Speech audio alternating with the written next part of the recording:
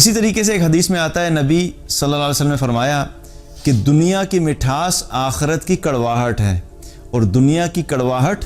آخرت کی مٹھاس ہے۔ کیا مطلب؟ کہ دنیا میں بہت ساری ایسی چیزیں ہمیں فیس کرنی پڑتی ہیں کہ جن کے اندر اٹریکشن تو بہت زیادہ ہوتی ہے، اور خاص طور پہ وہ چیزیں ہوتی ہیں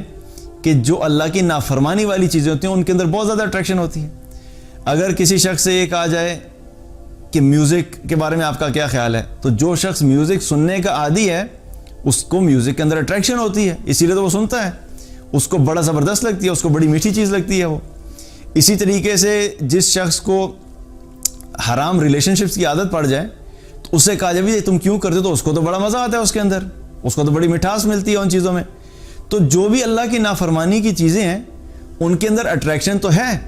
لیکن وہ ظاہری طور پہ جو وقتی طور پہ مٹھاس نظر آ رہی ہوتی ہے وہ آخرت میں کڑواہٹ بنے گی۔ کیا مطلب؟ کہ آخرت میں پھر ایسے لوگوں کو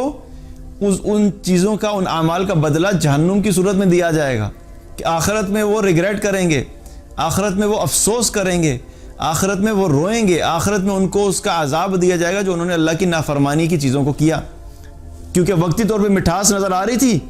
یہ نہیں احساس کیا کہ میں نے کرنا ہے کہ نہیں کرنا، میرا اللہ مجھ سے ناراض ہوگا اگر میں کروں گا، لیکن کر لیا اپنی خواہش کو پورا کرنے کے لیے، اپنی خواہش نفس کو فالو کرتے ہوئے اس نافرمانی کے کام کو پورا کر لیا۔ اب وہ جو وقتی مٹھاس تھی،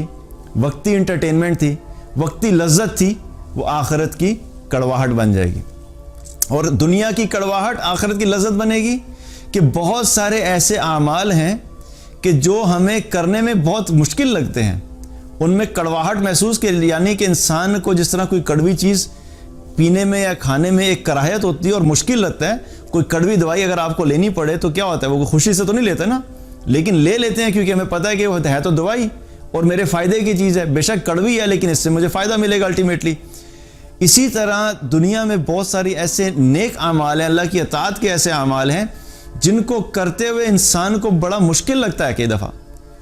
نماز فجر کی پڑھنی ہے، نیند کو چھوڑنا مشکل لگتا ہے۔ اسی طریقے سے کسی کی طرف اٹریکشن ہو رہی ہے، حرام کی طرف رغبت ہو رہی ہے، اس کو چھوڑنا مشکل لگتا ہے۔ دوست یار جو ہیں وہ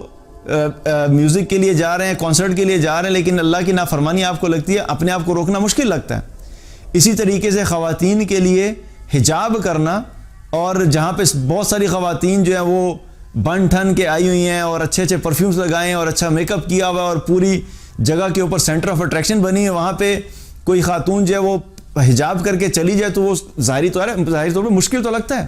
لیکن کیا ہے کہ یہ وہ جو چیزیں ہیں جو کہ تھوڑی سی دنیا میں کڑواہٹ کی چیزیں ہیں، اللہ کے رسول صلی اللہ علیہ وسلم کیا فرما رہے ہیں کہ آخرت کی مٹھاس بنیں گے۔ پھر یہ جو دنیا میں تمہیں تھوڑی مشکل لگ رہی ہے، لیکن یہ آخرت میں مٹھاس بنے گی تمہارے لیے، اس کی وجہ سے اللہ تمہیں جنت عطا فرمائے گا، اور جنت میں تم کیا ہے کہ اپنی ساری خواہشات بھی پوری کر لو گے۔ تو دنیا کے اندر جو ایمان والا ہے وہ زندگی ایسے گزارتا ہے کہ چاہے اس کو اعمال، نیک اعمال کرتے ہوئے مشکل بھی لگے، لیکن وہ اپنے آپ کو شریعت کا پابند رکھتا ہے۔ دین کی بات پھیلانا صدقہ جاریہ ہے، ثواب کی نیت سے ویڈیو کو شیئر ضرور کیجیے۔ جزاک اللہ۔